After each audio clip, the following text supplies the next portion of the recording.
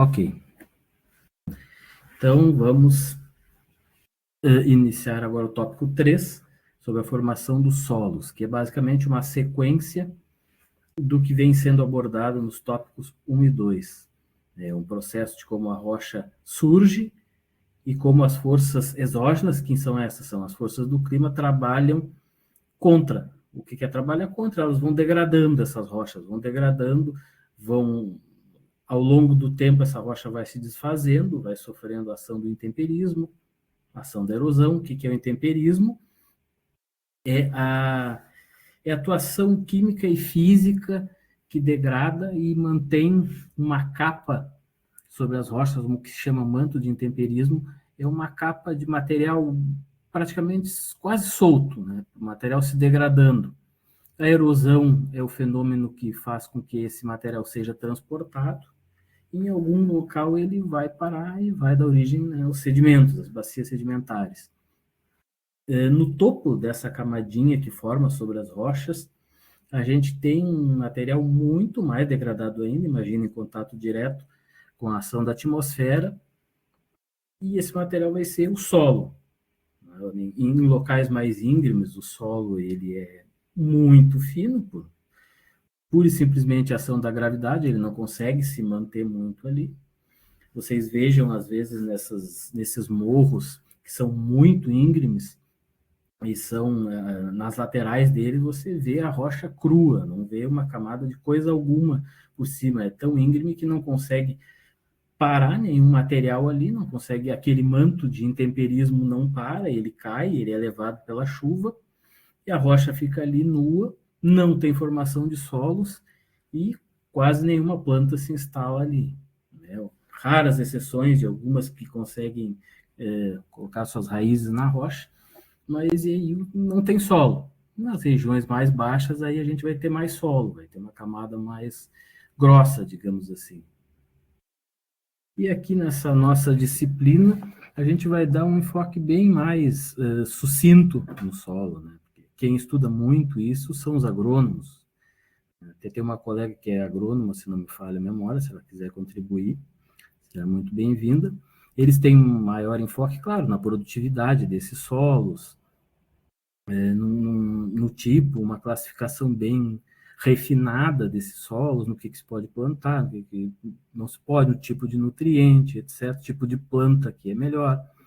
Mas aqui, para nós da biologia, a gente não tem tanto esse aprofundamento, a gente quer enxergar mais o solo como o local da habitação dos seres vivos, né, dos seres vivos terrestres, e o impacto dele na que a gente pode fazer com relação à conservação, né, da biodiversidade na Terra e também o que ele tem de associação com o social, com o antropogênico, com as atividades humanas.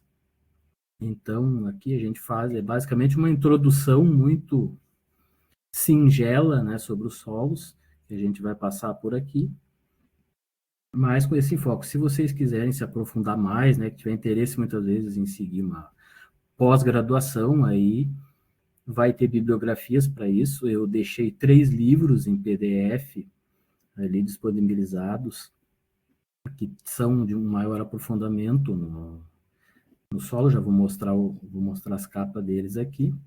E aí, quem quiser se aprofundar mais, tem que ler mais, tem que procurar mais aquilo ali. E quem sabe, né? Quem tiver muito interesse, faz uma pós com relação à ciência dos solos, tem umas muito boas por aí.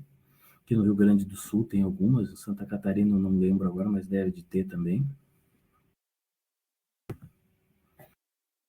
Então, como que surge o solo? É um processo que a gente chama de pedogênese. Pedo vem de solo, a gênese é a origem. Então, é um termo utilizado que faz referência ao processo de formação do solo. Basicamente, ocorre quando as modificações causadas nas rochas pelo intemperismo, que nem eu falei para vocês, além de serem químicas mineralógicas, tornam-se sobretudo estruturais.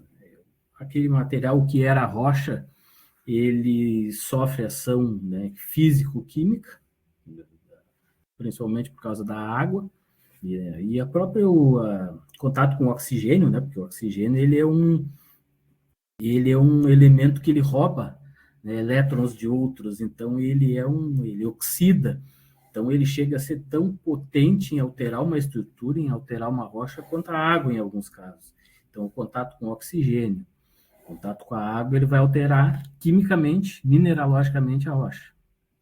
Mas também a gente vai ter alterações estruturais, né? Toda a forma como as partículas do solo vão se ligar e como os seres vivos que vão habitar aquilo ali vão tornar aquele ambiente. Então, tudo isso, esse conjunto de coisas bem complexo, dá origem à pedogênese, formação dos solos. Então, a gente vê aqui o solo, o que é os fatores decisivos para aparecer um solo? Clima, né? Ação dos organismos, o relevo, né? O tipo de, né, que nem eu falei para vocês, se ele é muito íngreme, se não é, isso vai ter uma interferência direta no tipo de solo, na espessura, na parte estrutural do solo, isso vai ter bastante diferença. O material de origem, que é o tipo de rocha que vai dar origem ao solo, se é um granito, se é um basalto, se é um arenito, se é um carbonato. Cada tipo dessas rochas vai, o produto final, o solo final, juntando com essas outras coisas todas, vai dar um tipo de solo. E o tempo, né? Quanto mais tempo, mais esse solo vai se modificar, mais ele vai se tornar maduro e vai ter as características que a gente conhece. Bom, e esses dois trocadilhos ali, só os mais antigos vão saber o que é. Dessas duas figurinhas que estão aqui no solo. Então, de acordo com esse livro que eu deixei ali para vocês, que é o Sistema Brasileiro de Classificação dos Solos, ele é bem recente, é de 2018. Qual é a definição de solo? É uma coleção de corpos naturais constituídos por partes sólidas, líquidas e gasosas, tridimensionais dinâmicos formados por materiais, minerais e orgânicos que ocupam a maior parte do manto superficial das extensões continentais do nosso planeta. Então, por todos os lugares, né? Não sendo um local muito íngreme com rocha pura, a gente vai ter o solo na região continental. Ele contém matéria viva e pode ser vegetado na natureza onde ocorre, e eventualmente ter sido modificado por interferências antrópicas, né? A gente vai ter esse fator, além de outros organismos, principalmente os vegetais, serem decisivos na formação e no tipo de um solo, a gente agora vai ter a ação do homem, né? A ação antrópica que também modifica de forma muito drástica um solo que era original e depois, quando a gente passa por ali e molda ele de acordo com o que a gente quer, agronomicamente falando, até para moradias na cidade, ele vai ser totalmente diferente, vai ser algo quase que artificial. Então, esse livro ali vai tá disponível, se vocês se interessarem, ele é a base aqui dos nossos slides, das nossas conversas que a gente vai ter hoje. Está lá, se quiserem ver uma classificação mais profunda do solo. Esse slide, não lembro se já tinha numa outra aula, mas a gente falou de perfil de solo numa outra aula. O que é um perfil de solo? Perfil de solo é o solo que chega até a rocha. Digamos assim, é toda a camada externa depois da rocha que sofre essa ação intensa do intemperismo e que vai se degradando aos poucos. Aqui nessa figura vocês conseguem ver a rocha aqui embaixo, bem direitinho. A parte mais distal dessa rocha aqui já está bem mais degradada do que essa parte aqui, mais profunda, já está mais fraturada, já está mais assim, cheio de reentrâncias, e aqui a parte mais acima já está super degradada. Então, tudo isso aqui de baixo até em cima, até a cerca aqui, é um perfil de solo. E o solo mesmo, ele está aqui em cima, como base para a biodiversidade. Como é que isso surgiu, né? Como é que isso ficou desse jeito? É só vocês imaginarem que essa rocha aqui era tudo isso há mais tempo. Só que o que? Em cima aqui, ao longo de muito tempo, milhares ou até milhões de anos, A ação do intemperismo, muita água, o oxigênio, organismos, isso vai degradando essa rocha, ela vai se fragmentando cada vez em porções menores, e essa parte vai se tornando o solo propriamente dito, essa parte mais avermelhada aqui em cima. Isso, ao longo do tempo, essa degradação avança e toda essa parte da rocha vai desaparecendo, vai se tornando solo. Então, aqui vocês conseguem visualizar que o tempo é um fator realmente importante. Quanto mais tempo passa, mais esse manto de intemperismo, que é um sinônimo para o solo também, do ponto de vista dos geólogos, ele vai avançando e a rocha vai diminuindo. E aí, imagine que a água também ela percola por aqui, ela entra por dentro desses vincos, vai chegar lá na rocha, vai alterar, vai levar elementos da rocha e essa degradação vai cada vez mais se aprofundando. As raízes também vão liberando seus ácidos ali e vai cada vez mais promovendo a degradação da rocha. Isso aqui a gente pode ver um exemplo da evolução de um perfil, uma evolução, algo semelhante a esta figura aqui.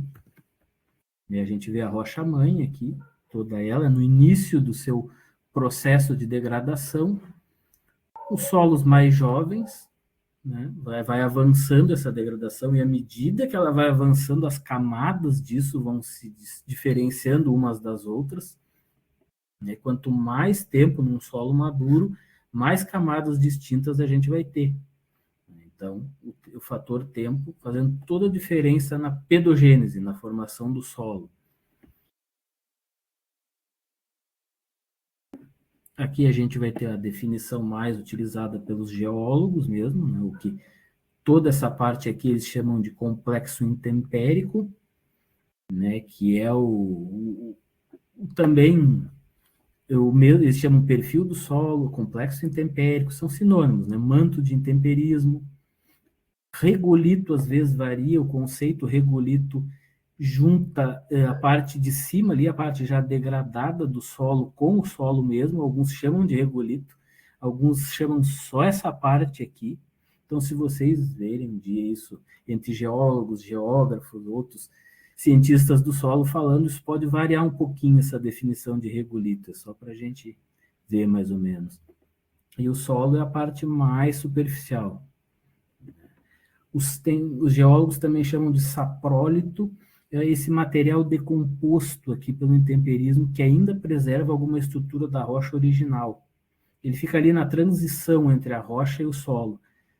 Ou seja, vocês vão ver num perfil, num corte de estrada, num barranco, tá a rocha lá embaixo, e logo acima dela tá cheio de fragmentos de rocha, ou rocha podre, como eles chamam.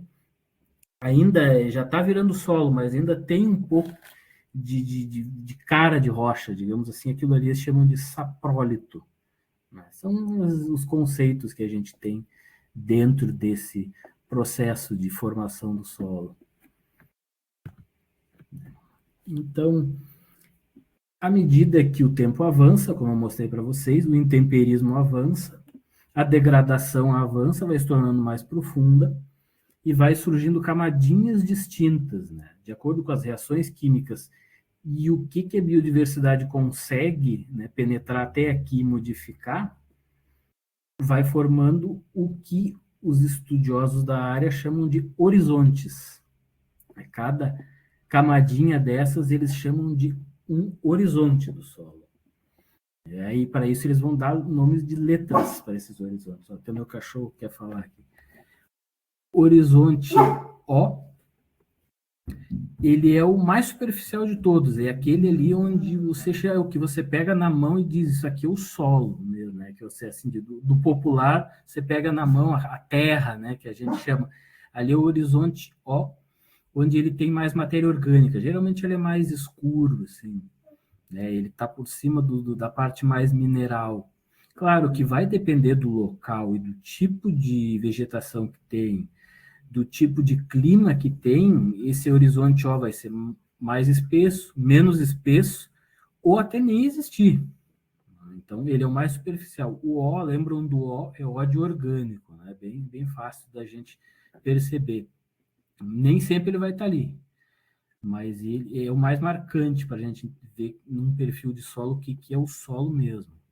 Abaixo dele a gente já vai ter o A, né, que é um horizonte com elevada atividade biológica, mistura de matéria orgânica com as frações minerais, que a gente vai ter muita ação das raízes e da microbiota que existe nesse sistema, principalmente as fungos, bactérias, né? Você já deve ter visto em alguma disciplina as micorrizas, que são aquelas associações entre um determinado grupo de fungos e as raízes das plantas que ajudam ali na absorção de nutrientes, né? Praticamente uma simbiose que existe entre plantas e fungos, que foi muito benéfica para a colonização das plantas na Terra, quando elas saíram dos ambientes aquáticos há milhões de anos atrás, se expandiram pela Terra. As plantas contaram muito com essa associação com fungos para conseguir explorar mais o ambiente continental. Isso aí é uma outra história. Abaixo a gente tem o horizonte E, que é um horizonte mineral um pouco mais claro que o A, devido à remoção vertical da argila, matéria orgânica, já começa a diminuir a quantidade de matéria orgânica. O horizonte B, nota que não segue uma regra tão boa do alfabeto, né? Seria mais interessante se fosse A, B, C, D até lá embaixo, mas não é. O horizonte B é onde tem a máxima expressão da cor, da consistência e estrutura e da concentração de argila, principalmente, que foi removida dos horizontes superiores, ou seja, a água leva toda a argila, toda a parte mais densa que está aqui em cima, ela leva aqui para baixo, percola aqui para baixo e se concentra muito aqui, geralmente a parte mais avermelhada que a gente vê. Tem outras figuras agora. Então esse é o horizonte B. O horizonte C, que é um material inconsolidado, pouco afetado pelos organismos, mas que pode estar bem intemperizado, é o regolito, que a gente viu da parte anterior ali, que é regolito e pode ser muitas vezes saprólito, chamo também, aquela parte da rocha que ainda está semi-degradada.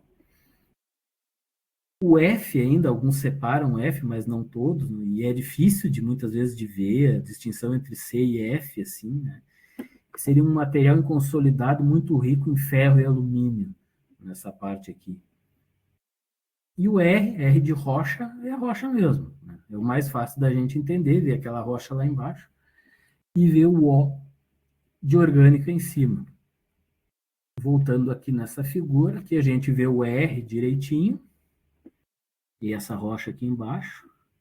A gente vê um pouquinho aqui do E, e aqui a gente vê o horizonte B, esse vermelho, aqui essa argila toda, e o O está escondido aqui embaixo dessa grama toda. Mais uma vez, a gente não vai ver em todos os locais a mesma coisa, com a mesma cor, né? Vai depender de tudo, do clima, tipo de rocha, tipo de organismo, etc, etc. Para classificar os solos, a gente tem uma classificação mais simples, que é originalmente utilizada pelos americanos, que é mais tipo de acordo com o clima. Uma classificação bem generalista, assim. Para a gente ter uma ideia, os diferentes países classificam os solos de acordo com o que tem nos seus territórios, né? Vai ter muita diferença. Classificação brasileira, classificação americana, europeia, asiática, China, sei lá, vai ter algumas coisas diferentes. Então a gente não vai detalhar muito esses tipos, até não é da nossa competência, né, como biólogo, saber tudo isso. Mas partindo de uma classificação mais generalista por clima, e esses solos aqui a gente vê no Brasil também, a gente pode separar os três aqui principais, que é um de clima temperado, que é o mesmo clima subtropical que a gente tem aqui no sul do Brasil, um de clima úmido mesmo, com muita chuva, muita umidade, que tem aonde? Na Amazônia, e um de clima mais seco. Tem alguns desses aqui no Nordeste, lá do Brasil, mas aqui esse não tem tanto no Brasil, de clima extremamente seco, de deserto mesmo, assim. Os americanos chamam esse, então, de clima temperado de Pedalfer, que é P de solo, Al de alumínio, Fer de ferro, é um solo rico em alumínio e ferro. Esses de clima muito úmido são chamados de solos lateríticos, ou lateritos. E os de clima muito seco, de deserto mesmo, imagina aquele deserto do Arizona lá, o pedocal, né? Pedo de solo, cal de calcário, carbonato. Então, eles vão ter, vejam que tem diferenças aqui nas camadas, nos horizontes, o A, B, C. A gente vai encontrar uma certa diferenciação. E aqui no tipo de rocha que dá origem também vai ter um pouco de diferença. Isso tudo vai estar associado com, muitas vezes, com climas antigos, né, com antigos mares que secaram. Isso lá, os Estados Unidos, onde tem esses pedocal, isso era um mar no passado, no período Cretáceo, um mar interior que entrava por dentro dos Estados Unidos, até o Canadá atravessava, isso na época dos dinossauros. Depois isso evaporou, sumiu, e as plataformas carbonáticas que ficavam embaixo desse antigo mar raso vão depois se degradar com o tempo e vão dar origem a muito desse tipo de solo que aparece em alguns desertos lá. Os lateritos aqui comum no Brasil também, e o pedalfer aqui a gente tem, que seria classificado como pedalfer aqui no sul do Brasil. Vamos ver alguns exemplos. Um pouco mais do pedalfer aqui. Então, um tipo de solo característico de climas úmidos e florestas decíduas, ricas em óxidos de alumínio e ferro, que se formam devido à ação da chuva intensa que remove minerais mais solúveis e deixa os menos solúveis no local. Esses climas úmidos e florestas decíduas são basicamente as florestas temperadas do hemisfério norte, e aqui alguma coisa do que ocorre aqui também na parte sul, embora não seja o mesmo tipo de vegetação que tem lá, mas vai ter uma relação um pouco parecida. E o que tem, tanto lá quanto aqui, é bastante chuva. É a água, mas não é o exagero de água, sabe? É intermediário de água. Não é a quantidade de chuva que tem na Amazônia, por exemplo. Isso a gente sabe, que aqui não chove tanto. Pega Santa Catarina, Rio Grande do Sul, chove, mas não chove tanto quanto na Amazônia. Então é um meio termo, digamos assim. E a gente tem essas florestas decíduas também aqui, ao seu modo hemisfério sul. Também tem muito ferro, muito alumínio. E a formação desse solo ele resulta da lixiviação dos nutrientes e acumulação de ferro. De ferro e alumínio, basicamente, nesses horizontes inferiores. Geralmente esses solos são férteis e de cor escura. Boa parte desses solos que a gente vai ter aí, que o pessoal usa para plantação mais ao sul, em climas mais frios. Né? Então, o pedalfer, no horizonte A, a gente vai ter humus, matéria orgânica, solo lixiviado, vai ter muito quartzo e argilo-minerais presentes nesse nosso solo aqui. O que isso vem da degradação do granito. Se a gente pega, por exemplo, o litoral catarinense, que tem muito granito, esse granito, a gente já viu lá na aula de intemperismo, ele se degrada e como ele tem muito quartzo, o quartzo ele é resistente demais à degradação. Fica uma areia no meio, aquela porçãozinha vítrea que são as areias. E os argilo-minerais, eles são produto da degradação do feldspato, que é a parte vermelha do granito, assim, acaba virando uma argila que chamam de argilo-minerais. E esse fica muito presente nesses solos ali, se você vai mais para dentro, um pouco além do litoral, para dentro de Santa Catarina, ali, vai subindo, Serra do Tabuleiro, vai encontrar esse tipo de solo. Tem óxidos de ferro, de alumínio precipitados, o resto tudo foi lixiviado, carbonato não tem mais, a chuva levou, o substrato é granítico. Aqui a gente pode ver um exemplo desse tipo de solo. Isso é comum a gente passar por locais, cortes de estrada, barrancos, etc. A gente vai ver esses perfis de solo que seria classificado como pedalfer, essa classificação mais branda americana, mas aqui muitas vezes chamam de argissolo vermelho, porque tem rica concentração de argila ali no horizonte B. Essa argila tem muita sílica, óxido de alumínio e ferro, que dá essa tonalidade mais avermelhada. E ele é relativamente fértil, ele é bom para a agricultura, esse tipo de solo. Bom, aqui já temos o solo laterítico, esse é um outro pouco diferente desse daqui. Esse é aquele que eu falei para vocês que ele ocorre em climas com muito maior umidade, climas com muita chuva, principalmente na Amazônia, algumas porções da Mata Atlântica e outras porções do planeta onde chove muito, lá na Ásia, na Índia e etc. Pode-se dizer que muitas vezes ele é uma coisa parecida com esse outro solo aqui, só que em ambiente diferente. Você já consegue notar que aí a história dele vai ser um pouco diferente. Devido ao excesso de água, essa água lava boa parte, dissolve boa parte dos componentes químicos originais da rocha e deixa aqueles que ela não tem tanto poder de dissolução, que é o quê? O ferro e o alumínio. Então ele fica concentrado em pequenas camadas ou uma espécie de cascas de camadas grossas endurecidas que são chamadas de lateritas. Isso a gente tem aqui no Rio Grande do Sul, a gente tem umas lateritas do Pleistoceno de alguns milhares de anos atrás, quando essa região aqui tinha muito mais umidade do que era agora, em períodos interglaciais, quando a gente chama que o nível do mar era maior, mais elevado, a gente tinha mais umidade ainda. E ficou preservada essas lateritas antigas. E hoje, região amazônica, a gente consegue encontrar esse tipo de formação. Ela chega a ser muito resistente, ela chega a ser, como é que eu vou explicar para vocês? Já devem ter visto, quando tem um barranco assim, uma camadinha, uma parte que parece uma pedra, parece uma casca de ferro por dentro do solo. Muitas vezes você não consegue nem quebrar direito, para tirar. Tira um bloco enorme, muito bem ferrificado, assim, que são as lateritas. Indícios de climas que outrora eram mais úmidos, havia muita água. Ou tem água, né, no caso dos locais atuais, assim.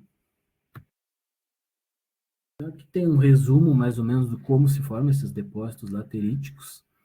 É bem complexo, né? Ele envolve o intemperismo e os desenvolvimentos desses perfis de solo.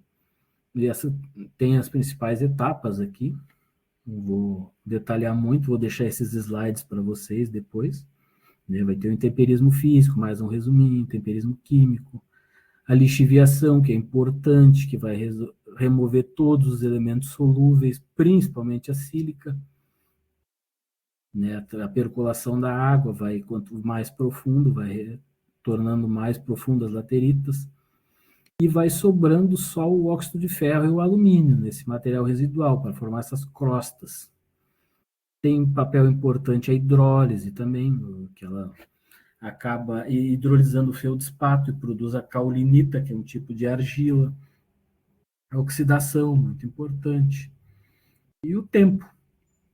Passar do tempo, sempre isso, milhares ou até milhões de anos, um local submetido a um regime climático muito úmido, você vai ter muito perfil laterítico muito grande, muito profundo. A região amazônica ali, determinados locais como no Pará, por muito tempo houve essa exposição a esse clima, então a gente vai ter muito depósito laterítico.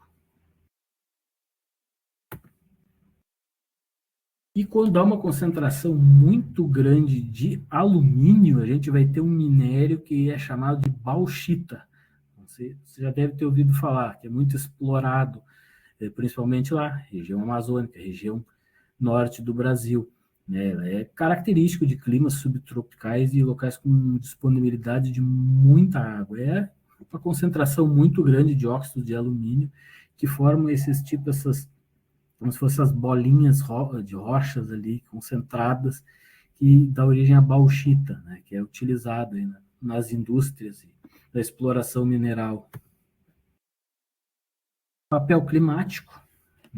essencial, né? O clima tropical e subtropical desempenha esse papel crucial na formação dos depósitos lateríticos. Combinação da chuva e da alta temperatura, isso eu nem falei, mas a temperatura também tem, né, uma temperatura muito alta. Vocês estão cansados de ver que na biologia ela pode promover uma maior atividade enzimática, né? Nas rochas então, é diferente, os ácidos e todas as coisas vão ter uma atividade bem mais acentuada numa temperatura mais alta, né? Aumentam as reações químicas do intemperismo. E a chuva lava aquilo tudo, né? Vai trabalhando, né? A gente tem a rocha como algo eterno, indestrutível, mas não, o clima vai lapidando ela, né? Chuva, temperatura e precipitação, principalmente. E esses solos lateríticos na produtividade agrícola, o que a gente tem para ver isso? Baixo teor de nutrientes. Por quê? Né? Porque é lixiviado, porque é levado, a boa parte dos nutrientes são levados por aquilo ali. Aí vocês vão me perguntar se tem poucos nutrientes, como é que tem as florestas lá, que vivem nesses locais, as florestas da Amazônia. Pois é, enquanto tem a floresta, a cobertura florestal ela consegue prender esses nutrientes numa camada muito fina, através das suas raízes. Ela consegue fazer como é que eu vou dizer para vocês, um tipo de feedback. As plantas que vão morrendo, vão, né, se degradando, os nutrientes vão ficando no solo. Só que elas mantêm tudo aquilo ali, preso naquele ecossistema. A chuva não pega tão forte, imagina esse solo florestado, imagina ao sul do Pará, com a sua grande cobertura de floresta amazônica. Coberto, a chuva bate na copa das árvores, ela não ela é retida nessa parte e não chega com tanta intensidade lá no solo, lá embaixo, ela não consegue ter a força e tudo mais para levar, para lixiviar esses nutrientes. Mas, agora você tira a floresta, como o pessoal está tirando, para ver o que acontece. Se você tirar a floresta, a chuva vai cair em cima de forma muito mais agressiva, digamos assim. E o que vai acontecer? Vai lavar isso aí e vai dar prosseguimento a esses solos lateríticos. Quando tu tira o solo da floresta, ele fica pobre, não tem mais nutrientes. Tirar a floresta do solo, perdão, ele fica pobre, ele não tem mais nutrientes. O que mantém ele ali, a fertilidade alta, é a presença da floresta. Então, o pessoal, se derrubar a floresta para achar que vai ter um solo fértil para plantar, não vai ter, porque aí a chuva vai levar. Aí o que acontece? Aí vem o manejo agrícola. Aí tem que colocar muitos produtos fertilizantes e fazer muita coisa no solo que era florestado, então. Então tem alto teor de ferro e alumínio, tem um pH muito ácido. Esses solos podem ter uma textura grosseira, baixa capacidade de retenção de água, né? Que pode levar ao estresse hídrico para as plantas durante os períodos de seca. Se não for manejada adequadamente, até na sua estrutura, não vai parar a água ali e as plantinhas vão morrer. Isso no início, os primeiros agricultores ali, era esse o problema que tinha. Mas é sobre a composição química dessas rochas lateríticas, elas é bastante detalhado, né, o que tem mais. O alumínio e o ferro é a predominância principal. Depois vem menos quantidade sílica, titânio, níquel, fósforo, manganês, potássio, tudo. O pessoal pensa em explorar também essa composição química. Os principais depósitos lateríticos em todo o mundo, então, a gente vai ter aqui no Brasil, ali tem alguma coisa no norte, que são os mais explorados. Na Mata Atlântica ali a gente também vai ter, porque o clima é úmido ali na Serra do Mar. Serra do Mar é mantiqueira que barra a umidade que vem do oceano, tem muita chuva ali, e essa chuva vai fazendo essa produção laterítica no solo. Né? Tem lá no Pará, a gente tem minas grandes de bauxita, né? Muito alumínio concentrado, né? Dá origem a esses depósitos bauxíticos, e é muito explorado. Aí vai mais degradação ainda da floresta, mais degradação da natureza para explorar esse minério. E o solo pedocal desses três grandes grupos de solos por clima, esses são os de locais de regiões muito secas, muito áridas, aqueles desertos, aquele que eu falei para vocês, tipo Arizona, alguma coisa na Patagônia, na Europa Central, mais alguma coisa na Austrália, né? São regiões áridas, por causa da partir da lixiviação do carbonato e outros metais alcalino-terrosos que migram em solução e vão precipitar-se como carbonatos em pontos mais secos do solo. Vai ter evaporação, porque é muito árido, muito quente, vai haver precipitação de carbonatos e vai dar origem a um solo mais carbonatado. Claro, vai ter também uma relação muito forte com o tipo de rocha, que era um ambiente antigo, que era um antigo mar e etc. Uma alta concentração desses carbonatos no solo forma uma camada endurecida no horizonte B, designada de caliche ou calcrete, que é isso aqui. Nesses locais vai ter uma camada grossa, mais esbranquiçada, logo abaixo do horizonte ali da O, vai ter já o horizonte B direto e uma massa carbonatada de calcário que houve a evaporação há mais tempo e aquilo ficou precipitado ali. Como não tem água para dissolver, tem pouca disponibilidade de água, vai ficar esses depósitos carbonáticos. Se é um local que chove bastante, o carbonato é o primeiro aí, né? O primeiro a ser dissolvido e a desaparecer.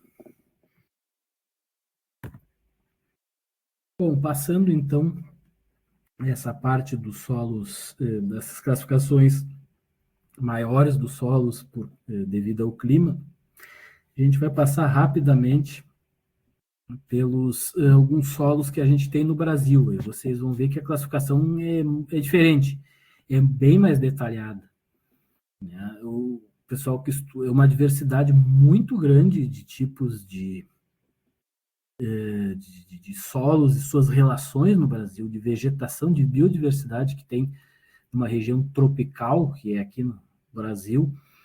E o pessoal vai dar uma refinada muito grande nos tipos de solos, e solos que estariam dentro desses grandes grupos, Pedalfer, e principalmente os lateríticos e Pedalfer, né, o pedocal é menos, vão ser desmembrados em várias classificações menores, né, dentro dessa classificação brasileira.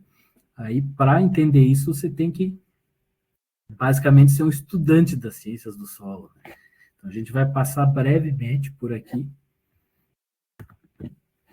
só para mostrar alguns desses, e aí já notem que tem uma lista de nomes diferentes, de tipos diferentes de solo. Já é a visão bem de pessoas da ciência do solo, não é uma visão tanto de geólogos. Aí vocês vão ver ali nitossolo, organossolo, planossolo, plintossolo, vertissolo, e por aí vai, tem mais do que isso aí, tem muito mais. Tanto naquele primeiro quanto nesse livro aqui que eu disponibilizei lá, vocês vão encontrar essas, um por um, dessas classificações. O que ela tem, o que ela não tem, como se formou. Esse aí está em inglês, não sei se vocês têm algum problema com inglês ou não, mas dá para ir. Hoje dá para ir a gente ir traduzindo e entendendo, caso tenham interesse. Esses são solos da Mata Atlântica, né, muito associados a esse clima bastante úmido, só que em questão de temperatura ela vai variar um pouco, né? No norte e nordeste do Brasil vai ser maior e no sul vai ser menor. Então, a gente vai ter por áreas e por tipos de vegetação, por tipos de rocha, a gente vai ter uma classificação bem mais refinada. Veja os solos da Mata Atlântica. Esse aqui é lá na Bahia, espodossolo e argissolo em Barra do Caiçu da Bahia. Vai ter todo o efeito tropical, né? Nesse solo vai ter muita argila, muita degradação dos antigos escudos graníticos que existem na Bahia, tem muita rocha antiquíssima lá da formação dos continentes ali entre o sul da Bahia e Minas Gerais. Então, esse embasamento vai ter impacto direto no tipo de solo que vai ter ali. e a vegetação em cima, e vai ter o bioma, né? Vai ter a Mata Atlântica em cima. Vocês imaginem o festival de coisas que vai ter. Solos do Pantanal, riquíssimos em matéria orgânica, né? O pântano do Pantanal vai ter um horizonte bem espesso, né? Muita matéria orgânica depositada, é uma região de baixio, né? É como se fosse uma bacia, aquela região, então vai depositar camadas muito grossas de matéria orgânica, vai ter sempre constante água, né? Sempre quase sempre inundado, não em todas as partes, mas né, isso vai ter impacto direto no tipo do solo.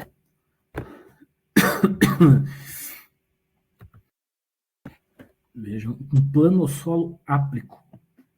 Ele tem uma certa qualidade nutricional, mas sérias limitações de ordem física relacionadas principalmente ao preparo do solo e à penetração de raízes devido ao densamento, bem suscetível à erosão. Isso é no Pantanal. A voz agora começa aí. A gente pode ver as concentrações de ferro em algumas camadas, aquela parte um pouco mais escurecida tem mais concentração de ferro em alguns pontos, a parte mais clara é menos, né? Isso tudo de acordo ali com a percolação da água e o quanto ela leva o ferro, o óxido de ferro para aquelas regiões do solo. Os latossolos do Cerrado, latossolo é bem comum, se eu não me engano, são 39% do território brasileiro tem esse latossolo. Ele não é muito fértil, ele sofre dessa parte de perda de nutrientes. E é um local que o pessoal, no Cerrado ali, principalmente, Mato Grosso e Tocantins e coisa, eles usam para gado, né, para ter pecuária extensiva, ou eles têm que manejar muito e muito para fazer as culturas que eles plantam, a soja e etc. Não é muito fértil, não.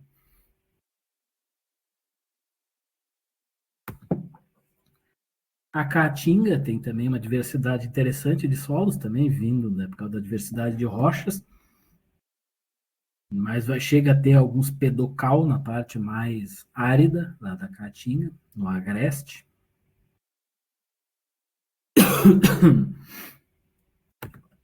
E o solo amazônico, que é o que eu já falei para vocês, na sua maior parte arenoso, permeável, pobre em nutrientes, suportando exuberante vegetação através da ciclagem eficiente de matéria orgânica, que forma uma fina camada de humus.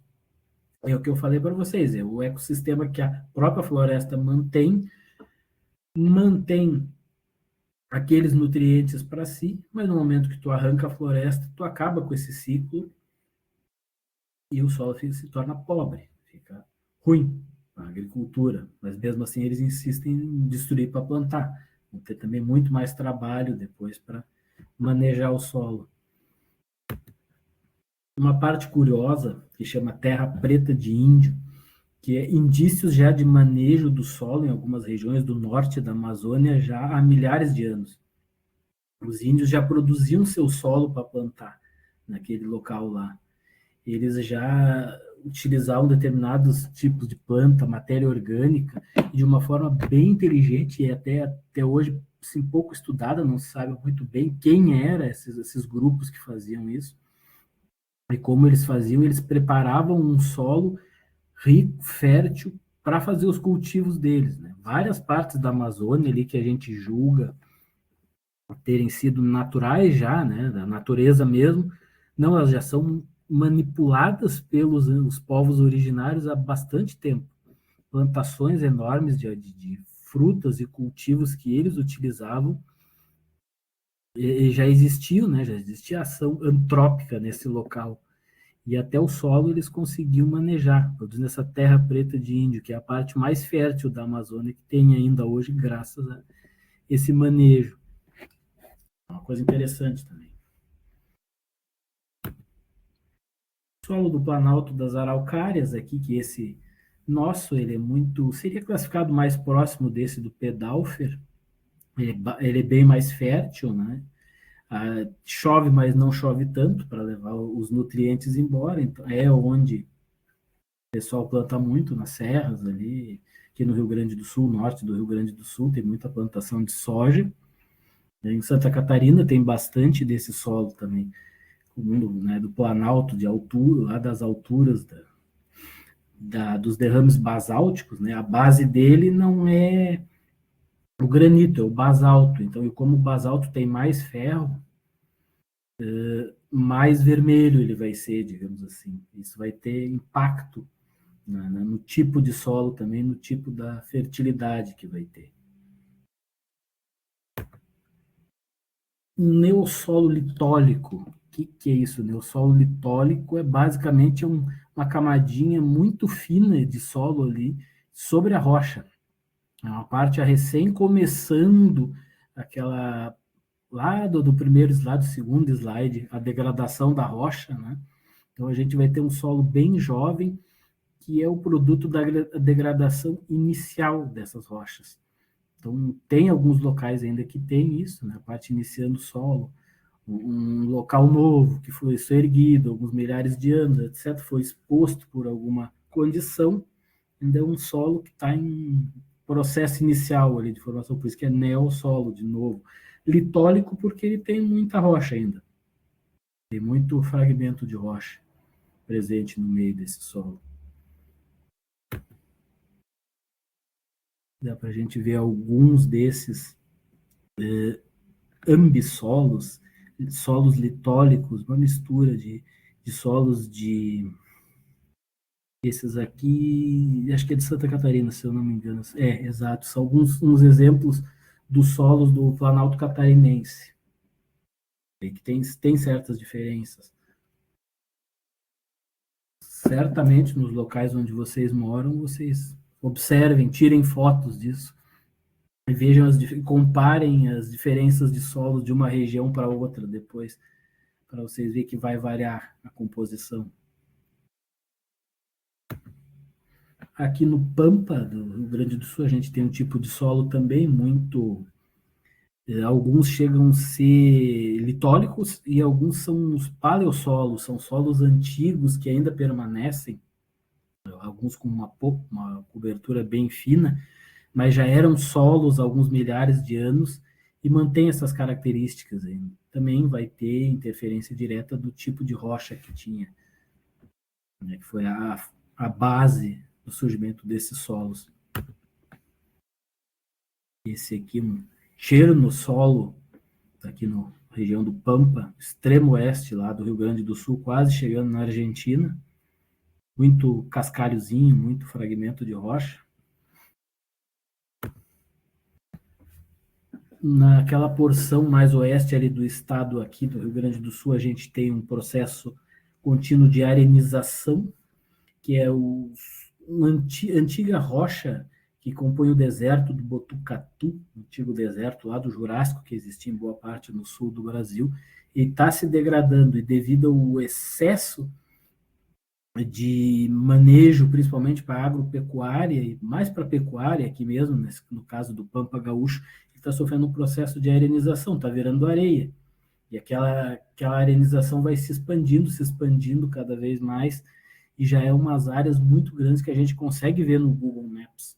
Fica um exercício para vocês, se tiverem curiosidade, abram o Google Maps, Google Earth, e focalizem ali naquela região próximo da cidade de São Francisco de Assis, no oeste do Rio Grande do Sul. Se tiverem curiosidade, vocês vão conseguir ver, até de uma certa altura do mapa, essas manchas vermelhas, que é uma arenização do solo. E o negócio vira basicamente areia e fica muito ruim, degrada, cria umas vossoroca grande ali, e o pessoal não tem mais como plantar, não tem mais como utilizar. É quase que um processo de desertificação, na verdade. Isso por mau uso do solo. Claro, tem interferência química, climática? Tem, mas é o mau uso antrópico daquela região, daquele solo, causa esse processo de arenização. Solos de restingas, né, os podzólicos, Eles são, como a região de litoral muito próximo do mar, eles também têm muita influência da água, né? Eles também têm uma matéria orgânica diferenciada, porque é o tipo de vegetação que habita as restingas é diferente, tem raízes muito densas e profundas, e isso tudo vai causar um tipo de alteração específica dos solos de restinga. Isso tem também dependente climático, porque as restingas elas ocorrem só em algumas regiões do Brasil. Assim como os solos de mangues, que são mais dependentes climáticos ainda. Eles têm todo o litoral brasileiro, mas vem até onde? Vem até ali Floripa. De Floripa para baixo, quando começa mais o efeito do clima subtropical, a gente não encontra mais mangues. No sul de Santa Catarina, no Rio Grande do Sul, Uruguai, por aí vai, não tem mais mangues. E aí o tipo de vegetação de mangue também não vai existir dali para baixo, mas de lá para cima, esse tipo de vegetação também vai ter um impacto direto, né? Vai ter a questão do sal, nas entrâncias de água com o sal para esse tipo de solo, vai ter um tipo de matéria orgânica bem específico, vai ser bem utilizado, né, por organismos ligados ao ambiente marinho, muita disponibilidade de água, muita matéria orgânica, então é um solo bem distinto dos demais. E a parte da conservação, já, né, para a gente caminhando para fechar mais a nossa aula, o que a gente pode tirar de lição de conservação do solo? Né? O solo verdadeiro, ele é o produto da interação do substrato com as plantas. Né? Como a gente já viu aqui, ocorre essa ação de ácidos, principalmente o ácido nítrico, através das raízes e suas comunidades de micro-organismos, promovendo o intemperismo químico. Então, a planta faz o solo também. Basicamente isso. É uma relação, uma inter-relação muito profunda, que se tu tirar a planta, tu vai mudar o solo, como nem o exemplo da Amazônia, tu vai mudar tudo que existe ali. Então, se tu quiser conservar o solo, obrigatoriamente tu vai ter que conservar a sua cobertura vegetal. Senão o efeito vai ser bem deletério, digamos assim. A variedade dessas reações químicas que procede da variedade de plantas proporciona os diferentes tipos de horizonte, como a gente foi vendo ao longo dessa apresentação. Vão surgir diferentes tipos mineralógicos, uns argilominerais, e esses vão ser nutrientes que vão sustentar a comunidade de organismos do local. Então, como eu falei, é uma retroalimentação, um feedback que um tem para o outro. A comunidade de plantas mais micro-organismos contribui para o surgimento de mais nutrientes, e esses nutrientes, por sua vez, serão úteis para as próprias plantas que estão ali e para outros seres que vão chegando ali. Então, a comunidade vai se formando. Se tu acabar derrubando um desses pilares dessa comunidade, tu vai prejudicar o solo, tu vai prejudicar a conservação daquele ecossistema. É por isso que tem a grande importância. O solo e sua relação com os seres vivos. Quanto mais a diferença do pH dentro do solo vai ter diferença na disponibilidade do tipo de nutrientes. Quanto mais ácido a gente vai ter, mais um tipo, mais básico a gente vai ter outro. Perdão, e isso vai ter interferência no tipo de comunidade que vai ter ali. No meio das partículas do solo, no meio dos grãozinhos da areia ou da argila, ali é que a mágica vai acontecer, né? A nível microscópico, a gente tem uma comunidade gigantesca de micro-organismos associados entre si. A gente tem fungos, tem bactérias, tem as arqueias também tem no meio. E essas têm fortes associações entre si e vão criar basicamente um universo de reações, de cooperações e digamos assim, como vou dizer a palavra para você, bom, cria uma comunidade muito importante entre os grãos do solo. Então, vejam que a coisa é bem mais complexa mesmo do que a gente imagina. Tudo isso funciona na degradação da matéria orgânica, no aproveitamento da matéria orgânica. Tem um terceiro livro que eu deixei para vocês ali, que é o Microbiologia do Solo. Se tiver interesse, vocês podem baixar e detalhar ali. Tem coisa bem interessante só sobre a microbiologia, só sobre o que os fungos fazem no solo, o que as bactérias, quais são as interações entre eles, a relação com as plantas, as micorrizas. Então, naquele livro ali, para quem tem interesse nessa área, ele é bem interessante. É de onde eu tirei essa figura aqui. Isso a gente chama de serviços ecossistêmicos, né? Essa diversidade microbiana que tem no solo presta, né? O que o homem gosta de chamar de serviços, né? Do ponto de vista do aproveitamento das coisas. E aí vocês podem ver que tem uma diversidade grande de serviços ecossistêmicos.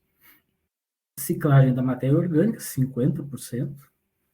Os engenheiros do solo, os decompositores, saprófitos, eles fazem toda a ciclagem da matéria orgânica.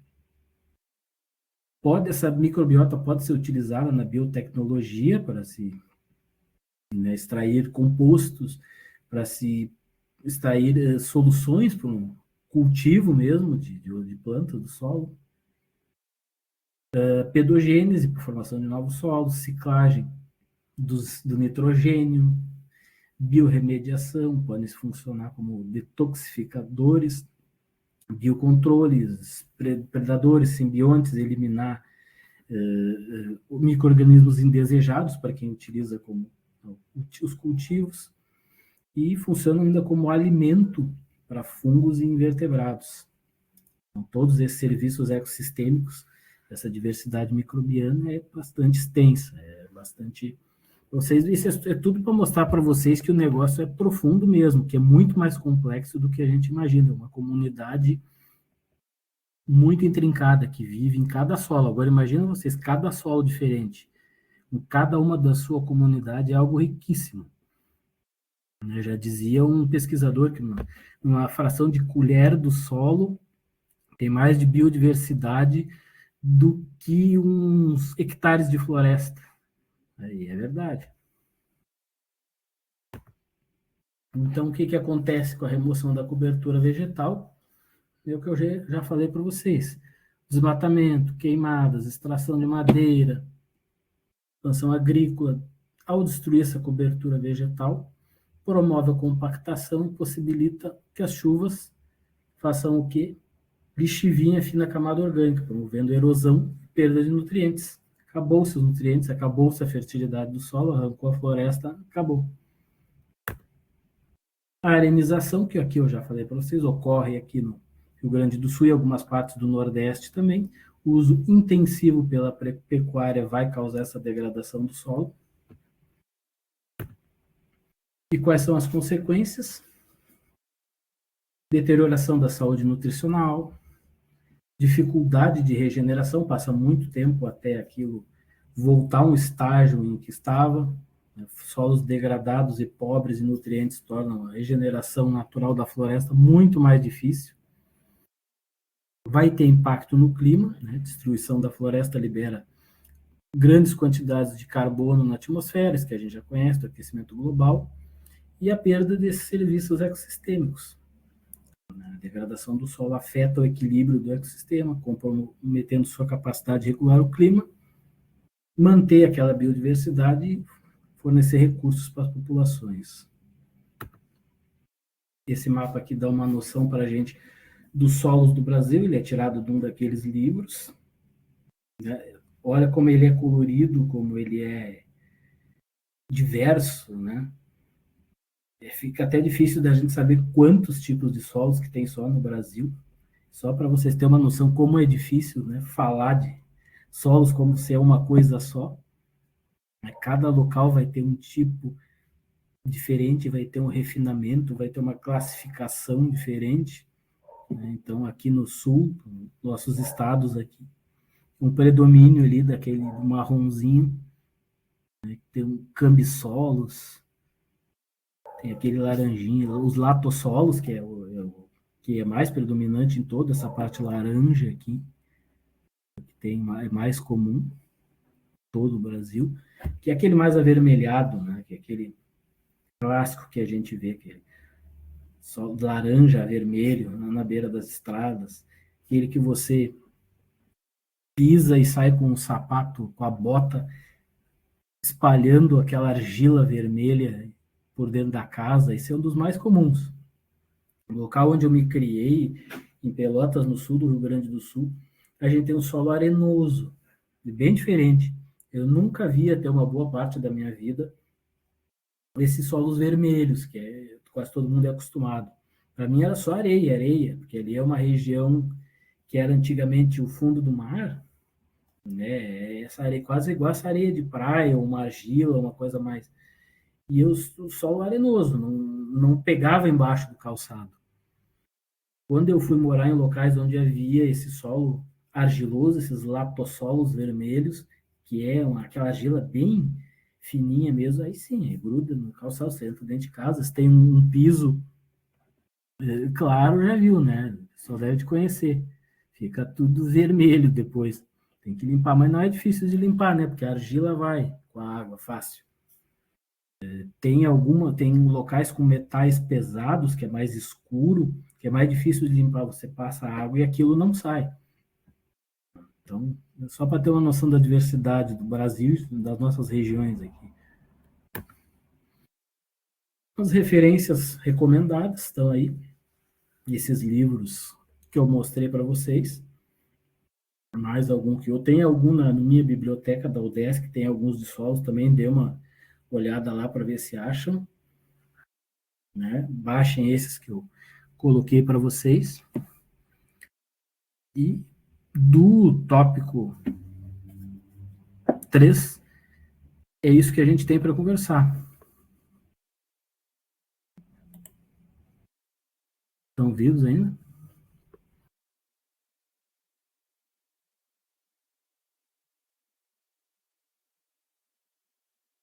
Bom, aí então tem material lá para vocês. Deixa eu parar de compartilhar aqui. Vou encerrar a gravação.